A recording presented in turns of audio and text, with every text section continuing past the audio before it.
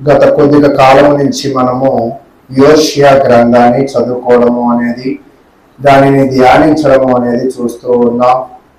కాబట్టి మీరందరూ కూడా యోషియా గ్రంథాన్ని తెరుచుకున్నట్లయితే మన పాత నిబంధనలో ప్రవక్త అయిన యోషియా గురించిన అధ్యయనంలోకి మనందరము కూడా ప్రవేశిద్దాం. అయితే మనందరము కూడా చూసాము, యోషియా అంటే ఏమిటి అంటే అర్థము రక్షణ అనే అర్థము అనేది చూసాం.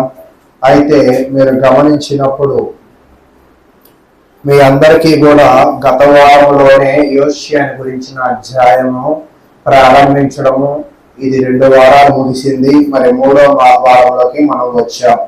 అయితే 1వ అధ్యాయాన్ని ముగించాము. మరి 2వ అధ్యాయాన్ని కూడా మనం చదువుకోవడం స్టార్ట్ చేశాం.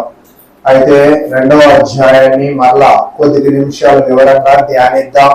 మరి సమయం అయితే 11:34 అయింది.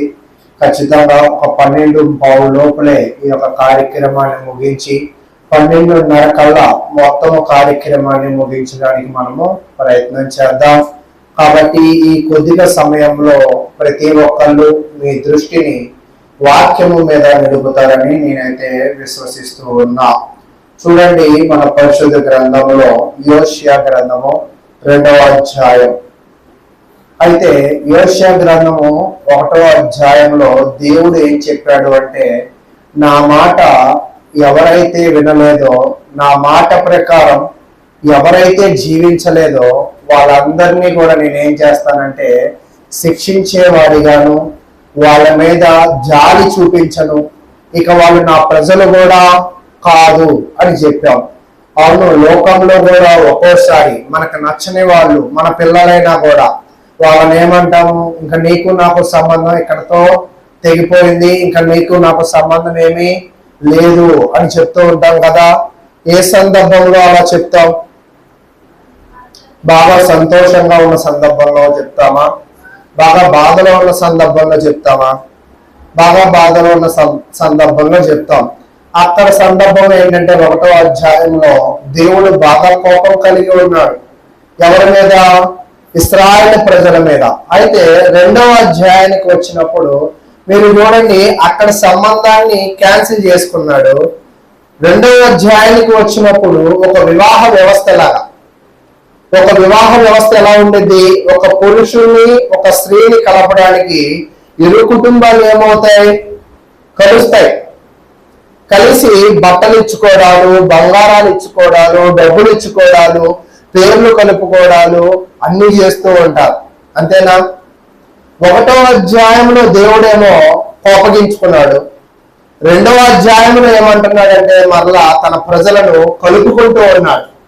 వివాహం అన్నప్పుడు ఒక పురుషుడు ఒక స్త్రీని ఎలా కలుపుకుంటాడో, అవతల చుట్టాలు యువతల చుట్టాలని ఎలా కలుపుకుంటాడో, అలాగే దేవుడు కూడా కొన్ని టర్మ్స్ అండ్ కండిషన్స్ పెట్టుకున్నాడు. అంతే కదా, పెళ్లిలో కూడా మనం కొన్ని టర్మ్స్ అండ్ కండిషన్స్ ఉంటాయి. ఏ ఉద్యోగం చేస్తున్నావు, మా అమ్మాయిని పనికి పంపిస్తావా లేదా, ఇలా కొన్ని విషయాలు మనము మాట్లాడుకునే సంబంధాలు ఏం చేస్తాం? కలుపుకుంటాం. మాట్లాడుకోకుండా ఏమైనా కలుపుకుంటామా మనము అంటే ఏమి కలుపుకోం, అన్నీ మాట్లాడుకున్నాకే మనము కలుపుకుంటాం.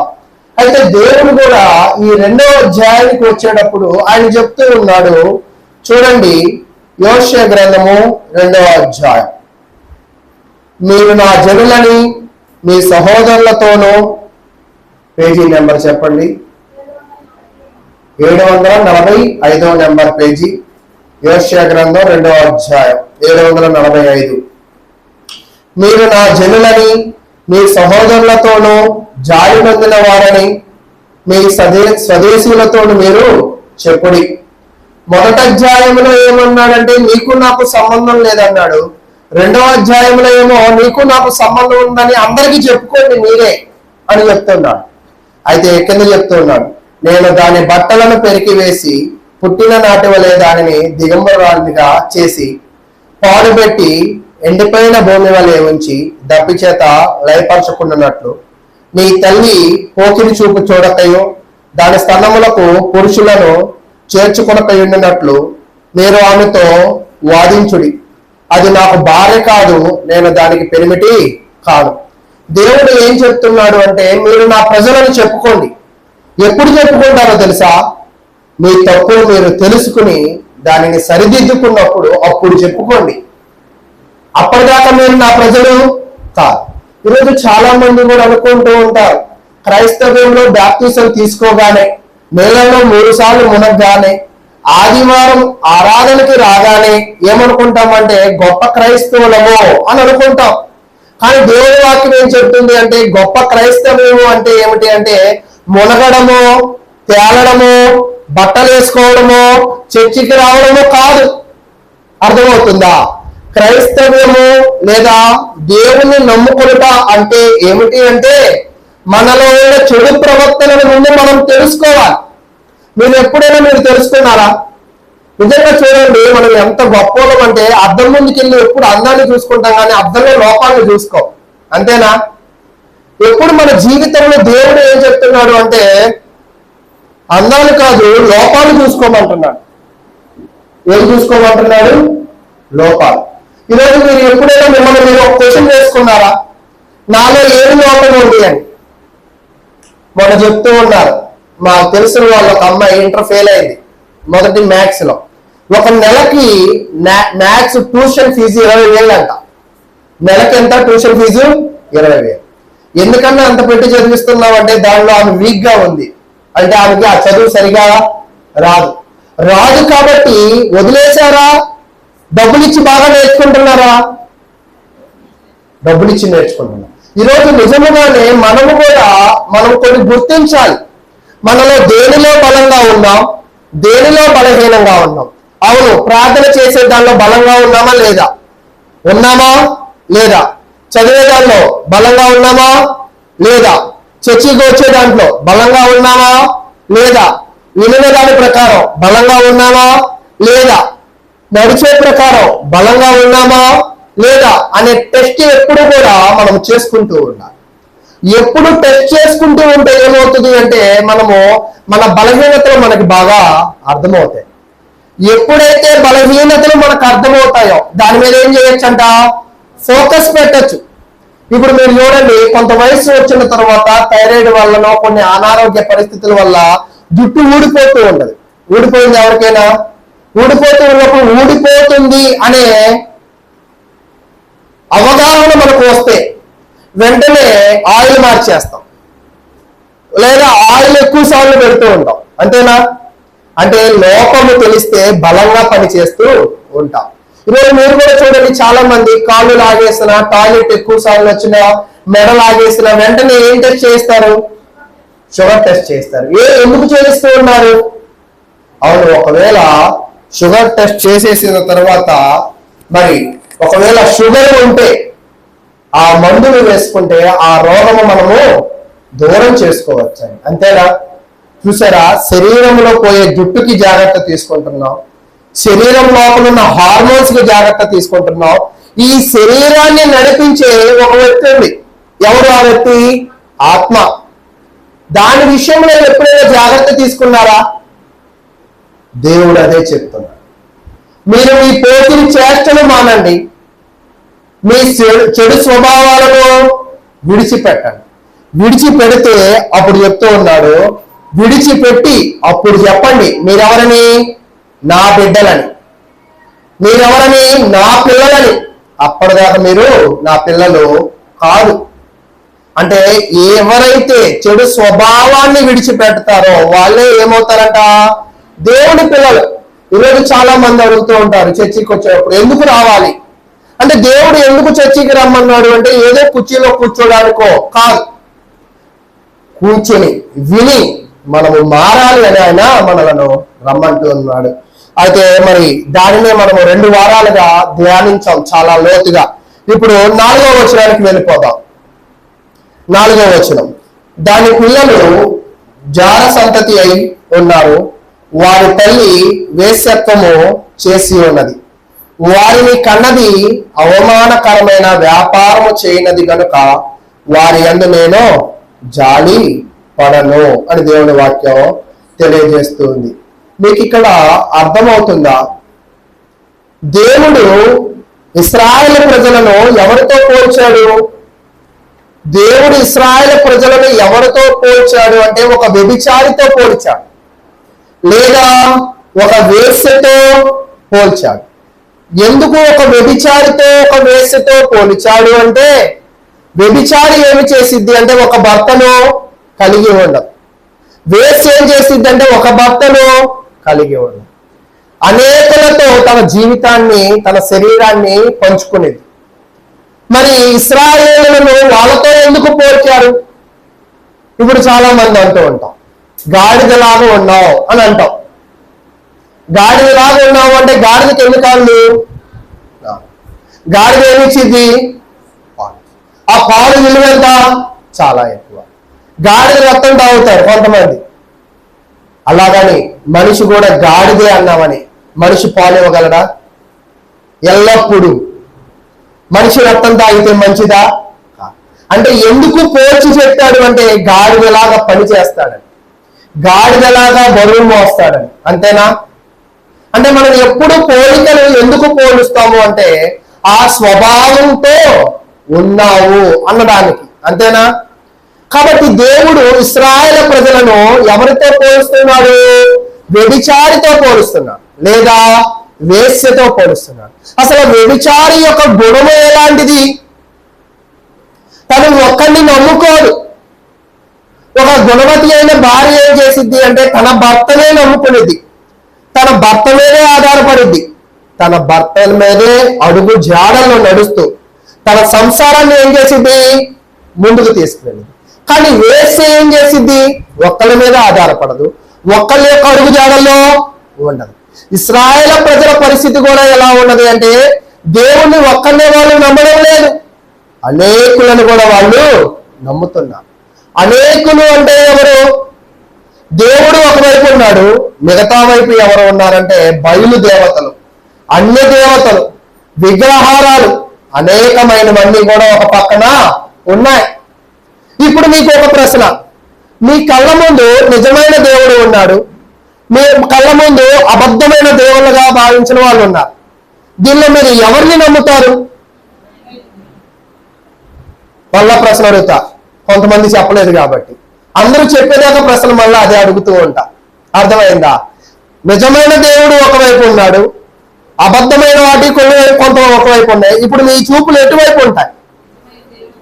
ఓకే, నిజమైన వైపే ఉంటాయి.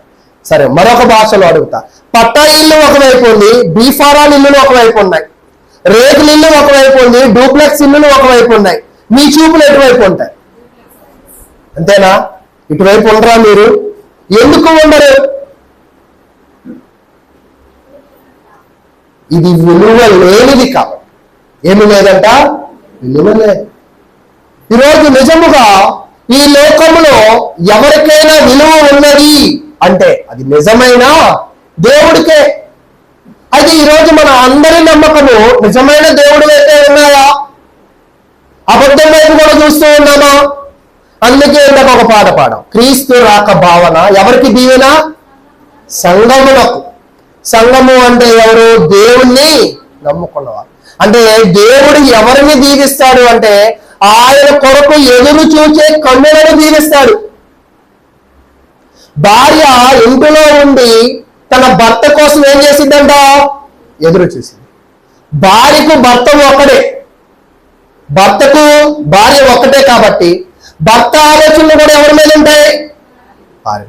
భార్య ఆలోచనలు కూడా ఎవరి మీద ఉంటాయి? భర్త మీద. ఒకవేళ వేశ్యకైతే అందరి మీద దృష్టి పెట్టగలుగుతుందా? పెట్టలేదు. అంటే ఇశ్రాయేలు ప్రజల దృష్టి కూడా నిజమైన దేవుడి వైపు పెట్టడం లేదు. దేని వైపు పెడుతున్నాడంటే బయలు వైపు పెట్టాడు, విగ్రహాల వైపు పెట్టాడు, చెట్లు పొట్ల వైపు పెట్టాడు, అనేకమైన వ్యర్థమైన వాటి వైపు వాళ్ళ దృష్టిని పెట్టాడు. ఈరోజు నిజముగా మీరు నిజమైన దేవుడి మీదే మీరు నమ్మకం పెంచుకుంటే, మీరు దృష్టి పెట్టారు కదా నిజమైన దేవుడి వైపు మీరు అంటున్నారు కదా, అది నిజమైనదే అయితే, అది మీ మనసులో వచ్చిన ఆలోచనే అయితే మీరేం చేస్తారో తెలుసా? మీ కుటుంబాన్ని కూడా అటువైపు దృష్టి పెట్టించే విధంగా కష్టపడతారు. ఉదాహరణ చెప్తా, మొన్న బట్టల షాప్కి వెళ్ళాం, బెన్సర్కి బట్టలు తీసుకున్నాం, ఫ్రీగా ఇస్తానని చెప్పి తీసుకెళ్ళాం.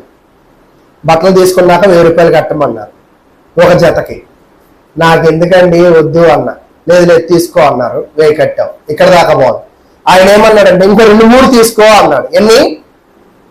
వద్దులేండి, ఒక రేటు తెలియండి, మనకి తెలియకుండా అన్ని కొన్నామంటే డబ్బులు అయిపోతాయి అని అనుకున్నాం. ఇప్పుడు ఇక్కడ మరిన్ని బట్టలు నేను కొనగలనా? ఎందుకు కొనలేను? ధర ఎక్కువ, అంతేనా? ఇప్పుడు నిన్న ఒక చోటకి వెళ్ళాం, అక్కడ 1000 రూపాయలకి 5 షర్ట్లు బిట్లు వచ్చాయి. ఎన్ని బిట్లు వచ్చాయి? 5 షర్ట్లు. ఇప్పుడు మళ్ళా ప్రార్థన కూడా వెళ్ళి కొనుక్కోవాలని ఉంది. ఎందుకని? తక్కువ చేస్తాడు, నాణ్యతగా ఉన్నది, మనకు నచ్చింది కదా, అంతేనా? అంటే మనకు నచ్చితే ఏం చేస్తామంటే కొనాలన్న దానికన్నా ఎక్కువ మనము కొంటూ ఉంటాం. అర్థమైంది మీకు? నచ్చకపోతే ఈరోజు నిజముగా మీకు దేవుడు నచ్చుతున్నాడా, నచ్చడం లేదా? నచ్చుతున్నాడు. ఒకవేళ నచ్చేవాడి స్వభావం ఎలా ఉందంటే వాడు ఒక్కడే రాడు, వాడితో పాటు ఎవరిని తీసుకొస్తాడు? వాళ్ళ పిల్లల తీసుకొస్తాడు, వాళ్ళ యొక్క కుటుంబాలను తీసుకొస్తాడు. తీసుకురావడానికి ఎంతో ప్రయత్నము అనేది చేస్తూ ఉంటాడు.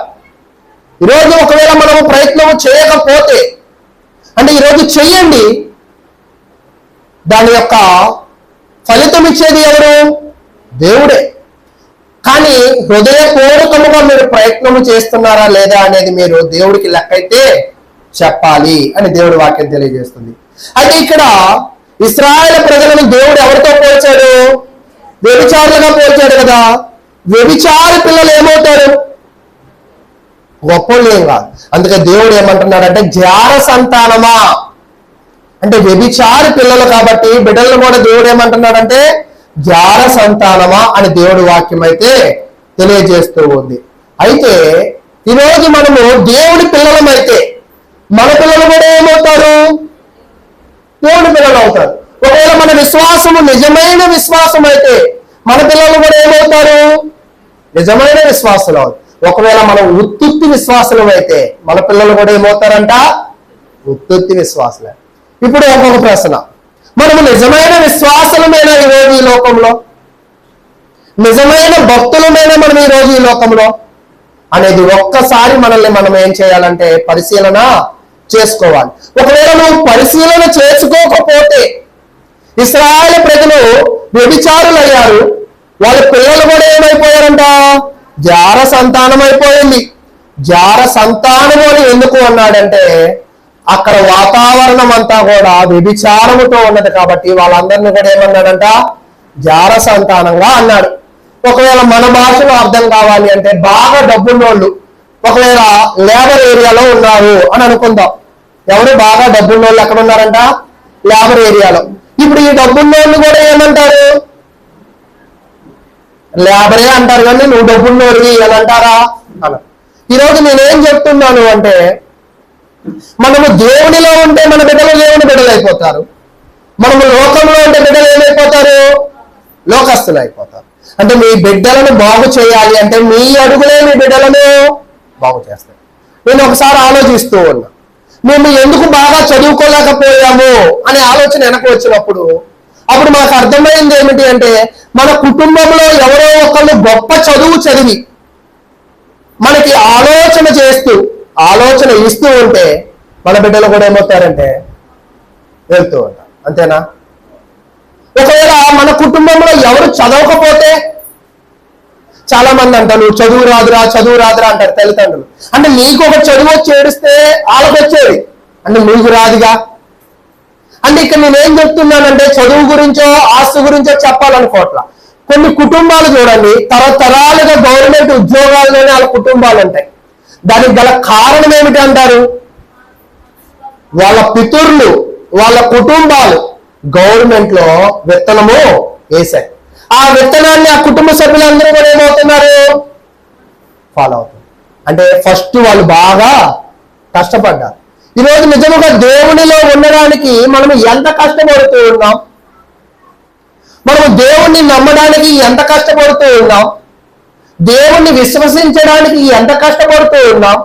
అంటే నువ్వు కష్టపడవు, వచ్చి ఏడుస్తాం, కుటుంబాలు పాడైపోయి బాధపడతాం. ఏమని? నా కుటుంబం పాడైపోయింది, నా పిల్లలు పాడైపోయారు, ఏం చేయాలంట? ఏం చేయాలి? చేయగలిగేదంతా కూడా దేవుడు నీకే ఇచ్చాడు. చేయమని నీకు ఇస్తే నువ్వేం చేసావు దానిని? చేయమని నీకు ఇస్తే నువ్వేం చేసావు దానిని? నీ చేతులతోనే నువ్వు నాశనం చేసావు. అంటే మీకు అర్థమవుతుందా? ఈ రోజు మీరు జీవించే జీవితం మీ వెనక వచ్చే కుటుంబాల యొక్క మార్గము.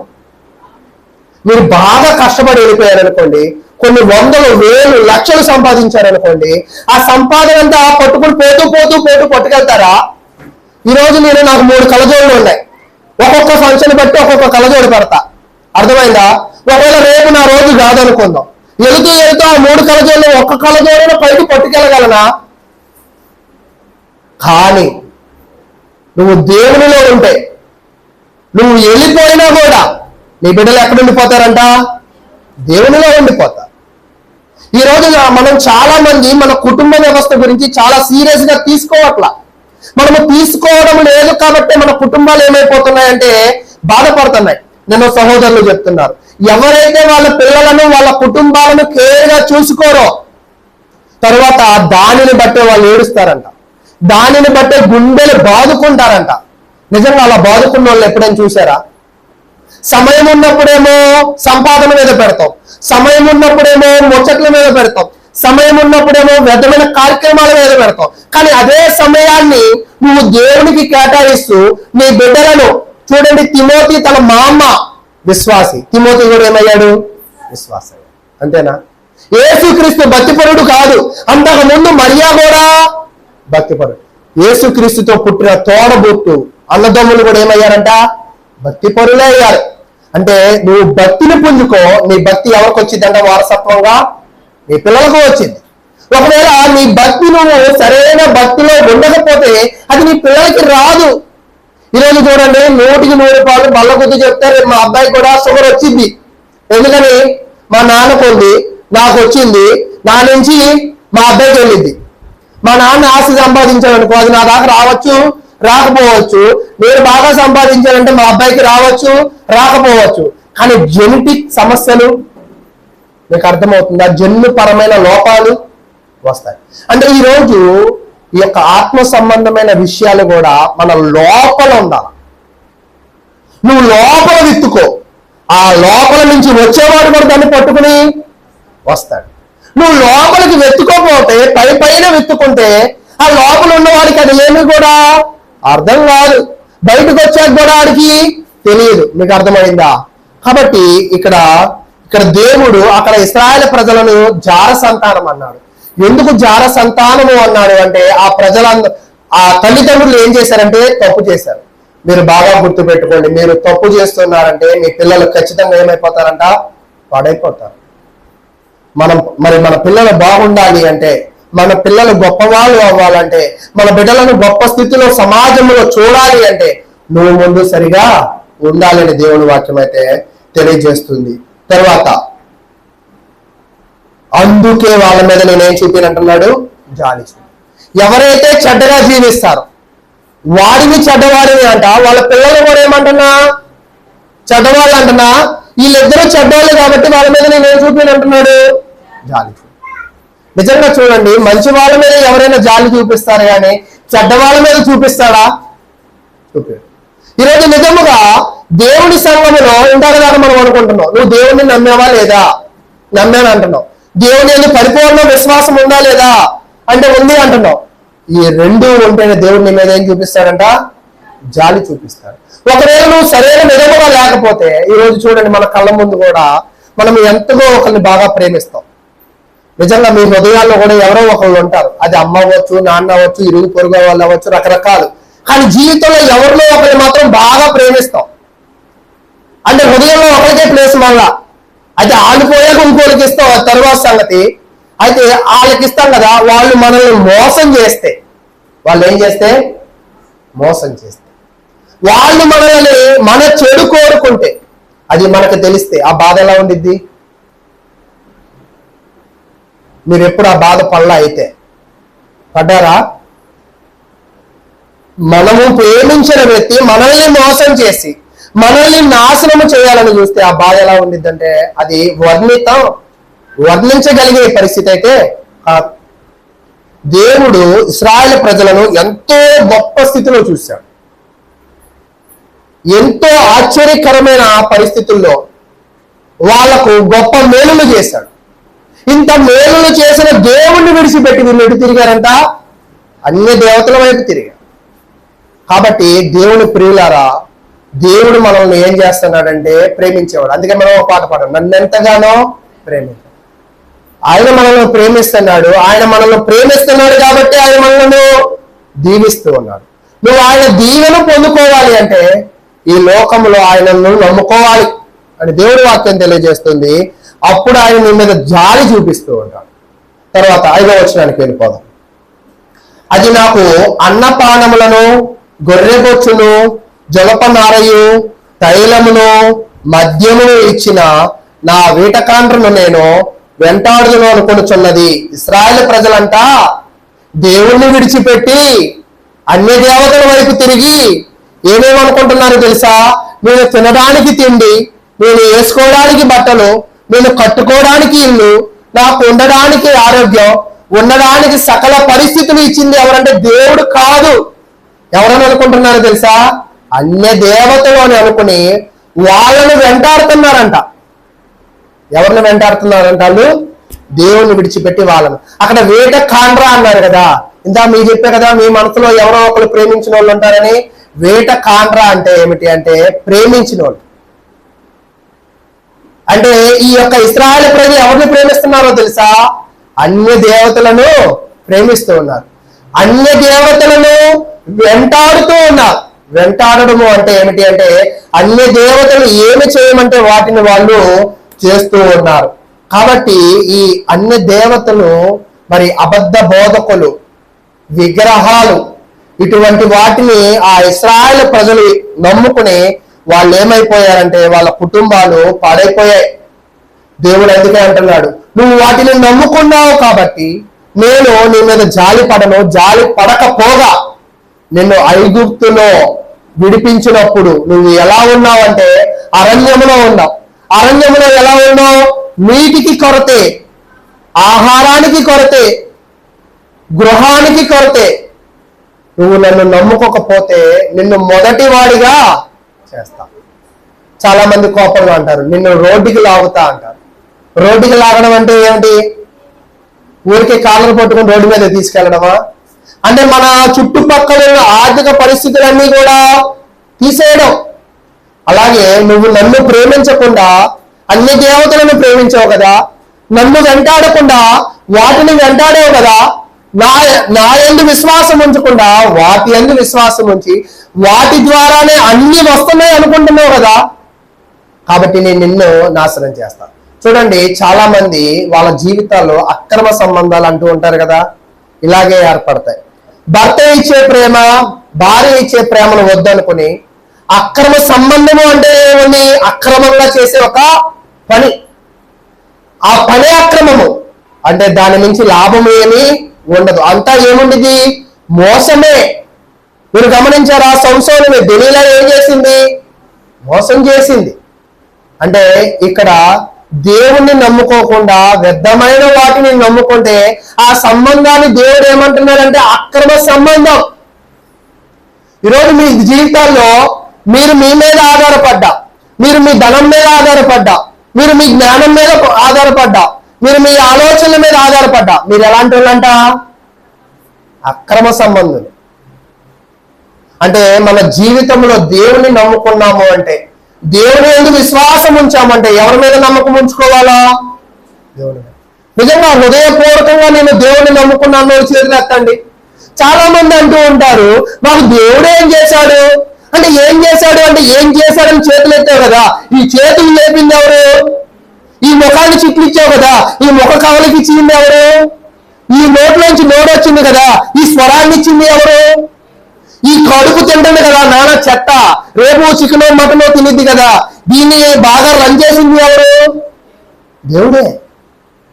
ఒకవేళ దేవుడిని నువ్వు దేవుడు ఇవ్వలేదని నువ్వు అనుకుంటే నువ్వు ఎలాంటి వాడు అవుతావు తెలుసా?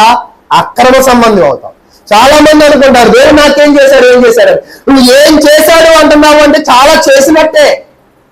నువ్వు మాట్లాడగలుగుతున్నావు కదా. నిజముగా నోరు లేని వాళ్ళు మీరు చూడండి, గవర్నమెంట్ హాస్పిటల్కి వెళ్ళండి, డంప్ అండ్ డంప్ స్కూల్స్ ఉంటాయి, గుణదలు వెళ్ళండి, చాలా హాస్పిటల్స్ కి వెళ్ళండి. అనేకమైన రోగాలతో మన వయసులో ఉన్న వాళ్ళు సతమతమవుతూ ఇబ్బంది పడుతూ అనేకమైన నానా తిప్పలు పడుతూ ఉన్న వాళ్ళు అనేకులు ఉన్నారు.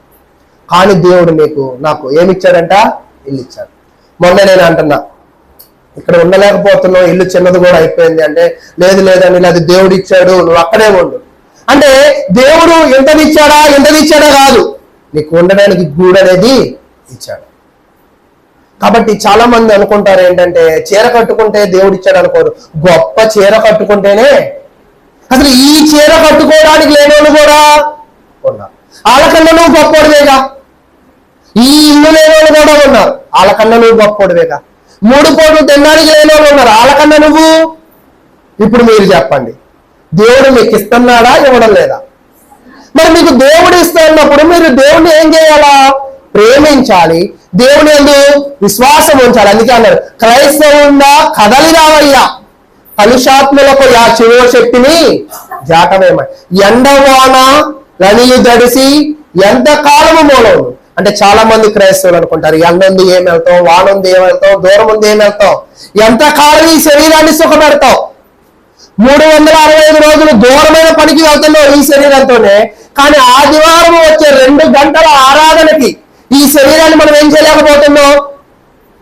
చూడండి, ఇలాంటి వేడే మన ఇళ్లలో ఉండిద్ది, కానీ ఇల్లు ఖాళీ చేస్తామా, ఇల్లు అమ్మేస్తామా, కానీ చర్చిలో కూర్చుంటే మాత్రం ఏమంటాం, ఉండలేకపోతున్నాం. ఎన్ని గంటలు? మళ్ళా 2 గంటలు.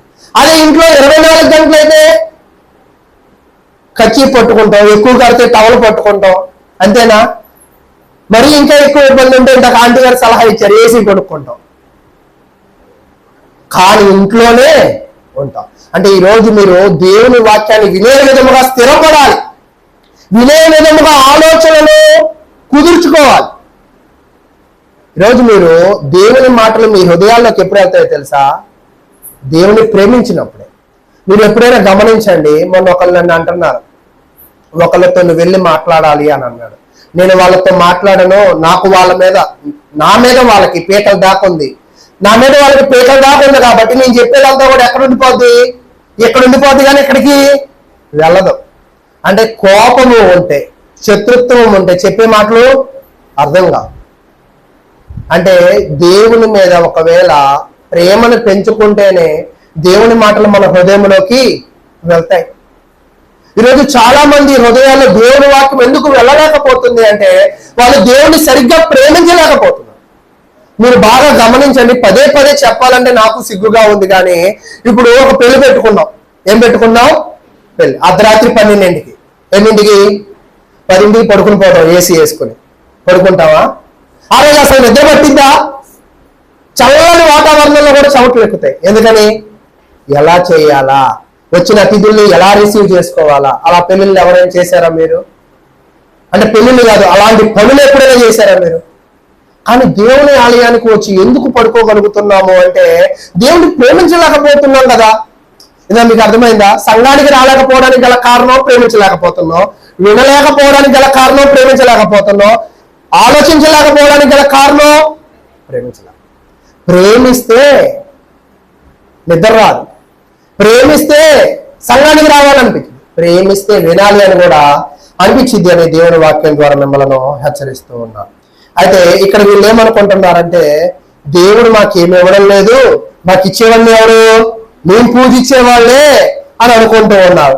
అయితే ఈరోజు మన జీవితాలు ఎలా ఉంటూ ఉన్నాయి, మీ ఆలోచనలు ఎలా ఉంటూ ఉన్నాయి అనేది ఒక్కసారి ఆలోచన చేయండి. మీరు గమనించాల్సింది ఏంటంటే, మీకు ఇచ్చే ప్రతిదీ కూడా ఎవరిస్తున్నారో తెలుసా? దేవుడే. దేవుడు ఇవ్వకపోతే అది మీరు తీసుకోవడం మీ వల్ల సాధ్యం కాదు. తర్వాత 6వ వచనం, దేవుడు ముళ్ళ కంచె దాని మార్గములకు అడ్డువేయుదును, దాని మార్గములు దానికి కనబడకుండా గోడ కట్టుదు. అయితే ఇశ్రాయేలు ప్రజలారా, నేను మీకు ఇస్తుంటే మీరేమనుకుంటున్నారు? బయలుదేవతలు ఇస్తున్నారని మీరు అనుకుంటున్నారు కదా. నేను ఎత్తుంటే వాళ్ళు ఎవరో ఎత్తున్నారని మీరు అనుకుని వాళ్ళని వెతుకుతున్నారు కదా. అంటే మీ ఇద్దరి మధ్య ఏముంది? బాగా ప్రేమ ఉంది. మీరు నన్ను ప్రేమించమంటే మీరేం చేస్తున్నారు? వాళ్ళని ప్రేమిస్తున్నారు. కాబట్టి మీ మధ్యలో నేనేం చేస్తానో తెలుసా? ఒక మొండ్ల కంచేస్తా. నిజంగా చూడండి, ఎవరైతే బాగుంటారో వాళ్ళ మధ్య ఒక్కోసారి మనుషులు కూడా ఏం చేస్తారో తెలుసా? గొడవలు పెడతారు. చాలా చోట్ల కూడా ఎప్పుడైతే బాగా అభివృద్ధి పడతామో అప్పుడు ఏం చేస్తారో తెలుసా? గొడవలు పెట్టాలన్న తలంపులు కూడా కలిగి ఉంటారు. అయితే దేవుడు ఏం చేశాడంటే తన ప్రజలకు అర్థం కావాలి అని అన్య దేవతలకు ఇశ్రాయేలు ప్రజలకు మధ్యలో ఏం చేశాడంటే మొండ్ల కంచె వేశాడు. ఇప్పుడు ఈ మొండ్ల కంచెను దాటాలి అంటే దాటగలరా? కంచె అంటే ఏంటో చెప్పండి. ఇంకా వెళ్ళడానికి లేకుండా చేసే ఒక మార్గం. అది దాటాలి అంటే అది బాగా ఏమైందంట? గుచ్చుకునేది. కాబట్టి వీళ్ళంత విశ్వాసులు కాదుగా. వీళ్ళు నొప్పొస్తే ఏం చేస్తారు? మారిపోతారు. అంటే మీకు అర్థమైందా? చాలా మంది క్రైస్తవులు స్థిరత్వం లేదు.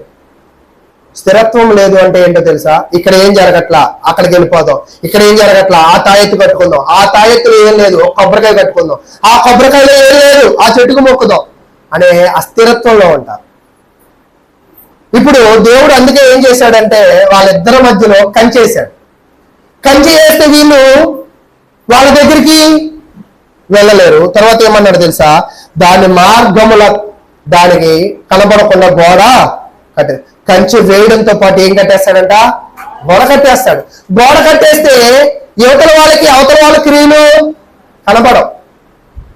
అంటే ఎందుకు గోడ కడతా అన్నాడు? ఎందుకు కంచె వేస్తా అంటున్నాడు అంటే మీరు ఇందాక చెప్పారు, నిజమైన దేవుళ్ళలో శక్తి ఉందా? అబద్ధమైన వాటిలో శక్తి ఉందా? నిజమైన దేవుళ్ళలో ఉందన్నాం. మరి వీళ్ళందరూ అబద్ధాన్ని నమ్ముతున్నారు కదా.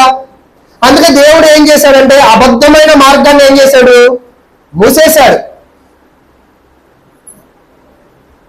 అంటే ఎందుకు అబద్ధాన్ని మూసేశాడు? అసలు అబద్ధాన్ని ఎలా మూస్తాడు ఇక్కడ అంటే అన్ని దేవతలను ఆరాధించకుండా, అన్ని దేవతలు ఆరాధించే బలులు అర్పించకుండా ఏదో ఒకటి ఏం చేస్తాడంటే ఇబ్బందులు దేవుడే కలగజేస్తాడు. ఈరోజు మనం చూడండి, ఒకవేళ ఒక మార్గంలో నడవాలనుకున్నాం అనుకోండి. ఇప్పుడు నేనే ఉన్నా, మా ఇంటి దగ్గర నుంచి చర్చికి రావడం ఎవరికో ఇష్టం లేదు అనుకుందాం, ఎవరికో అనుకున్నప్పుడు ఆ రోడ్డు మీద ఏం చేస్తారు? నాకు తాడు కడతారు. ఒకవేళ ఆ రోడ్డు మీద ఏం చేస్తారు? స్టేజ్ కడతారు. ఆ రోడ్డు మీద పెంట ఏదో రకరకాల చెత్త పోస్తారు. ఎందుకు? నన్ను ఇక్కడికి రాకుండా. అంతేనా? అలాగే దేవుడు కూడా ఏం చేస్తా అంటున్నాడంటే తన ప్రజలు వ్యర్థమైన వాటిని నమ్ముకోకుండా వాళ్ళ మార్గాలన్నిటికీ కూడా ఏం చేస్తా అంటున్నాడు? అడ్డు పెడతా. అయితే ఎలా అడ్డు పెడతాడంటే అన్ని దేవతల ఆరాధించే స్థలాలు దేవుడే కొట్టివేయచ్చు. అందుకే మీరు రాజుల కాలంలో చూడండి, మంచి రాజులు అనగానే ఒక రాజు వచ్చి దేవతా స్తంభాలను కూల్చివేశాడంట. అంటే వీళ్ళందరూ దేన్ని పూజిస్తున్నారు? దేవతా స్తంభాలు కదా. రాజులు వచ్చి ఏం చేస్తారు? ఒక్కోసారి ఆ దేవతా స్తంభాలను తీసేస్తారు. ఎందుకు అంటే ఆ యొక్క ఆరాధించే విధానాన్ని ఆపడానికి. అలాగే దేవుడు వాళ్ళను ఆపుతాను అని తెలియజేస్తూ ఉన్నాడు. ఇశ్రాయేలీలు అన్ని దేవతలను ఆరాధన చేసి వాళ్ళు అన్ని శిక్షలు అంటే ఇతర దేవతలను ఆరాధించడం ద్వారా దేవుడు అన్ని రకాల శిక్షలు ఎవరికి వేస్తున్నాడు తెలుసా? ఇశ్రాయేల్ గారు. అంటే మీరు ఇక్కడ తెలుసుకోవాలి, నిజమైన దానిని తెలుసుకోకుండా అబద్ధాన్ని ఒకవేళ నమ్మినట్లయితే అనేకమైన శిక్షలు మనము పొందుతాం. ఈరోజు మనము కూడా నిజాన్ని నమ్ముతున్నామా, అబద్ధాన్ని నమ్ముతున్నామా? ఒక్కసారి తెలుసుకోండి. నిజమైన దేవుని వైపు దృష్టి ఉందా, అబద్ధం వైపు దృష్టి ఉందా? ఒక్కసారి ఆలోచన చేయండి. ఆలోచన చేయకపోతే నాశనం అయిపోయేది ఎవరంట? మనమే అని దేవుని వాక్యం అయితే తెలియజేస్తూ ఉంది. అయితే ఇక్కడ నిజమైన దేవుని వైపు వాళ్ళ మనసులను దేవుడు త్రిప్పాలని అబద్ధమైన దేవతల మార్గాలను దేవుడే ఏం చేశాడంట? మూసివేశాడు అనేది దేవుడి వాక్యం అయితే తెలియజేస్తూ ఉంది.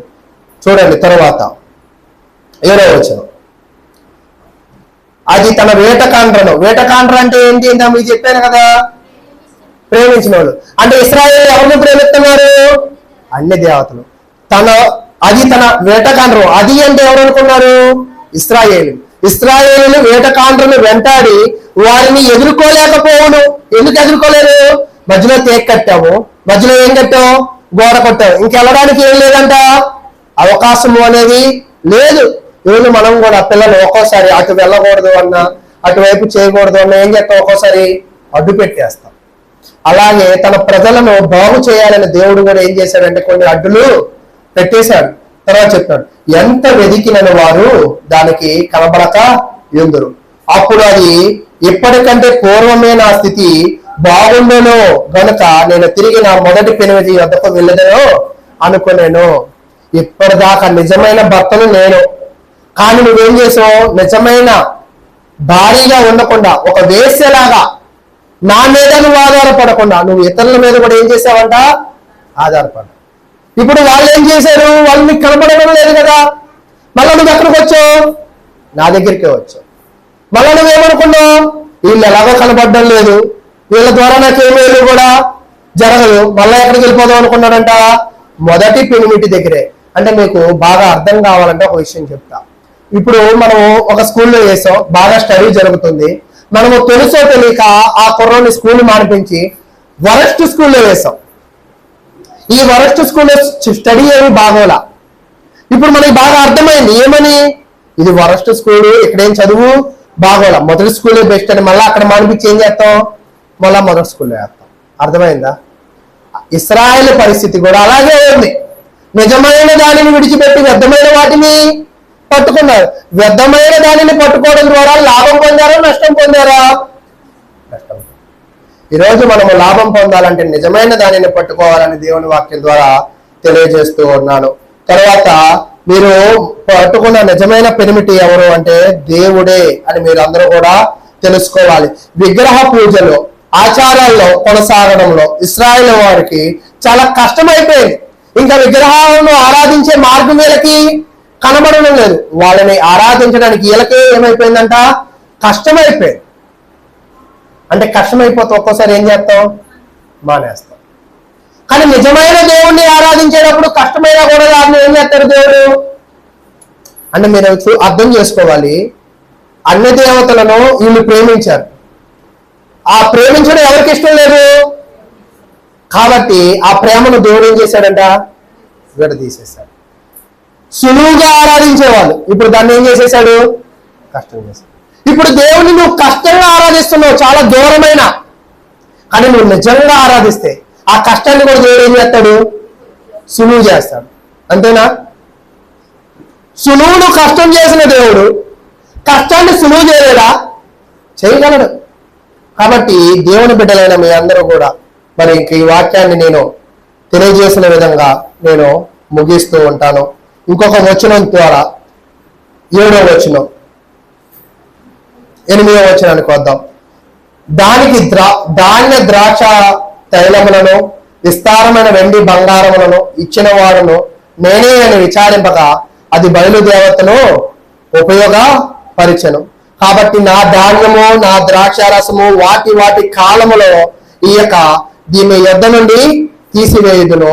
దాని మాన సంరక్షణ నా గొర్రె బొచ్చును జనపనారను దానికి దొరకకుండా నేను ఉంచుకుందాను. అంటే మీకు అర్థమైందేమో, ఇప్పటిదాకా నేనేమో తినడానికి తిండిస్తున్నా, ఉండడానికి ఇల్లు ఇస్తున్నా, వేసుకోవడానికి బట్టలు ఇస్తున్నా, తాగడానికి ద్రాక్షారసం ఇస్తున్నా, తినడానికి ధాన్యాన్ని ఇస్తున్నా, ఇవన్నీ ఇచ్చింది నేనైతే మీరేమంటున్నారు? వాళ్ళు అంటున్నారు. కాబట్టి నాకు కూడా ఏమొచ్చింది అంటున్నాడు దేవుడు? కోపం వచ్చింది. కోపం వచ్చి అవన్నీ కూడా ఏమంటున్నాడు? వెనక్కి తీసేసుకుంటున్నా, ఇంకా మీకు అది ఇవ్వను. అయితే ఒక విషయం మీరు గమనించాలి. దేవుడు ఇచ్చిన వాటిని మీరు సరిగ్గా గుర్తించకపోతే దేవుడు వాటిని ఏం చేస్తాడు? మరలా తీసేస్తాడు. చాలా మంది చూడండి, దేవుడు ఉద్యోగం ఇస్తాడు. ఉద్యోగం ఇచ్చింది ఎవరిని కనపరచడానికి? యోషియా పెళ్లి చేసుకుని ఎవరిని కనపరిచాడు? యోషియా పిల్లలకి ఎవరిని కనపరిచాడు? నిజమైన భక్తులు అన్నిటి ద్వారా దేవుడిని ఏం చేస్తారు? అంతేగాని యోషియా ఆమె వ్యభిచారి, నేను ఎలా చేసుకుంటా, ఆమె నేను చేసుకోవాలా, ఇంకేమైనా ఆప్షన్ లేదా, ABCD అంటారు కదా, ఒకవైపు ఏసీని పెట్టు ఇంకోవైపు వేరే ఆప్షన్ పెట్టి అన్నాడా? సలహాలు ఇచ్చాడా దేవుడికి? ఈరోజు దేవుని కార్యక్రమాలు కూడా జరుగుతున్నాయి అంటే సర్దుకుని రావాలి, అంతేగాని కార్యక్రమాలే సర్దుకోవాలని మనము సలహాలు ఇవ్వకూడదు. అలాగే దేవుని కార్యక్రమానికి రావడానికి సాకులు చూడాలి, కానీ ఎగకొట్టడానికి సాకులు చూడకూడదు. ఎందుకని? దేవుడు అన్నిటిని మనకి ఇస్తాడు. ఒకవేళ నువ్వు దేవుని సంఘాన్ని విడిచిపెట్టడానికి సాకులు వెతికితే దేవుడు కూడా వెతుకుతాడు. ఏమని? నావి నాకు ఇచ్చేయండి. ఈరోజు నావి నాకు ఇచ్చేయండి అంటే ఆయనకి ఇచ్చే వాటిలో మీ ప్రాణము కూడా ఉంది. అందుకే దేవుడు అంటాడు యేసుక్రీస్తు కాలంలో, ఈ సంవత్సరము కూడా ఉండనిమ్ము, యేసుక్రీస్తు మన పేరట మనల్ని ఉండనిమ్ము అని ఆయన బ్రతిమాలుకుంటున్నాడు. మనం ప్రవర్తన మార్చుకోవాలి. అన్నిటినీ ఇచ్చింది ఎవరైనా తెలుసుకోవాలి. కానీ మనం ఏమనుకుంటాం, 24 గంటలు కష్టపడ్డాను, దుబాయ్ వెళ్ళకపోతే మేము ఇల్లు కట్టుకోలేమండి అని అనుకుంటాం. అంతేనా? చాలా మంది వాళ్ళ జీవితాల్లో ఎవరి మీద ఆధారపడతారంటే వాళ్ళ జ్ఞానము, వాళ్ళ ధనము మీద ఆధారపడి. లోకంలో సామెత ఉంటుంది, కళ్ళు నెత్తికెక్కాయి. ఆ నెత్తికెక్కినప్పుడు దేవుడు ఏం చెప్తాడు? మీకు ఎలాగో నెత్తికెక్కాయి కదా, అన్ని కూడా ఏం చేస్తాడు? వెంటనే తీసేసుకుంటాడు. ఫస్ట్ ఆయుష్ తీసేసుకుంటాడు, ఐశ్వర్యాన్ని తీసేసుకుంటాడు, నీ బిడ్డలను తీసేసుకుంటాడు. ఈరోజు మనం ఎందుకు నాశనం అయిపోతున్నామో తెలుసా? మనకి కళ్ళు నెత్తికెక్కడం వల్ల. కళ్ళు ఎందుకు నెత్తికెక్కుతున్నాయో తెలుసా? దేవుడి వాక్యాన్ని వినకపోవడం వల్ల. దేవుడి వాక్యం వినకపోతే దేవుడి ప్రేమ మనకి అర్థం కాదు, దేవుడి కృప మనకి అర్థం కాదు, దేవుడికి ఇవ్వాల్సిన విధము కూడా అర్థం కాదు. చూడండి, వీళ్ళేమో అన్ని దేవతలకు ఇవ్వడానికేమో వేలు ఇస్తున్నారు దేవుడికి. ఈరోజు మనము కూడా ఎంత ఫూలిష్ గా ఉంటాము అంటే అన్నిటినీ ఇస్తున్న దేవుడికి ఇవ్వడానికి తిరిగి రూపాయలు లెక్కేస్తాం, పొదులు లెక్కేస్తాం. కానీ నిజంగా ఒక సినిమా టికెట్ ధర ఎంతో తెలుసా మీకు? 270 రూపాయలు. ప్రతి మనిషి కరెంటు బిల్లు ధర ఎంతో తెలుసా? కేబుల్ కలెక్షన్ ధర ఎంతో తెలుసా? అంటే మిమ్మల్ని ధారాళంగా ఇవ్వండి అని నేను అనట్లా. దేవుడు మిమ్మల్ని అభివృద్ధి పరుస్తుంటే మీరు టైం ఖర్చు పెట్టాలి, దేవుడి కోసం కష్టపడాలి, దేవుడి కోసం దేవుడు మీకు ఇచ్చినది తిరిగి ఇవ్వాలి. మీరు వీటిని మీరే దాచుకుని ఇది మీ జ్ఞానం ద్వారానే అని పాచిగా ఉంటే దేవుడు మళ్ళా వాటిని ఏం చేస్తాడంట? తీసేసుకుంటాడు. కాబట్టి దేవుడు తిరిగి ఇస్తారా? ఇచ్చేవాళ్ళు ఎవరైనా ఉంటే చేతులు ఎత్తాడు. దేవుడికి తిరిగి ఏమి ఇస్తారు? ఇచ్చే విషయాల్లో 2 ఉన్నాయి. ఆయన ఒకటి లాక్కుంటాడు, నువ్వు ఇవ్వకపోయినా లాక్కుంటాడు. నువ్వు ఇస్తే ఒకటి తీసుకుంటాడు. ఆయన లాక్కునేది కోపంతో, నువ్వు ఇస్తే తీసుకునేది ప్రేమతో. కాబట్టి నువ్వు దేవుడిని ప్రేమతో ఎదుర్కొంటావా, కోపానికి దేవుడిని పాత్రుని చేస్తావా? ప్రేమతోనే ఎదుర్కొంటారా? ఎంతమంది ప్రేమతో ఎదుర్కొంటారు? పాపం నిద్రపోతున్నారు, ఆంటీ గారిని లేపాలి. కాబట్టి మీరందరూ కూడా దేవునిని ప్రేమతో ఎదుర్కోండి. దేవుని మీరు ప్రేమతో ఎదుర్కొంటే దేవుడి వాక్యం చెప్పింది, నువ్వు ఏమి విత్తుతావో నువ్వు విత్తు, నువ్వు కోస్తావు. అంతే. నువ్వు వ్యర్థమైన వాటిని విత్తావంటే వ్యర్థమైన పంట నీకు ఇస్తారని తెలియజేస్తూ, సమయాన్ని దృష్టిలో పెట్టుకుని, ఎండలను దృష్టిలో పెట్టుకుని ఇంక ఇక్కడతో వాక్యాన్ని ముగిస్తూ ఉన్నా.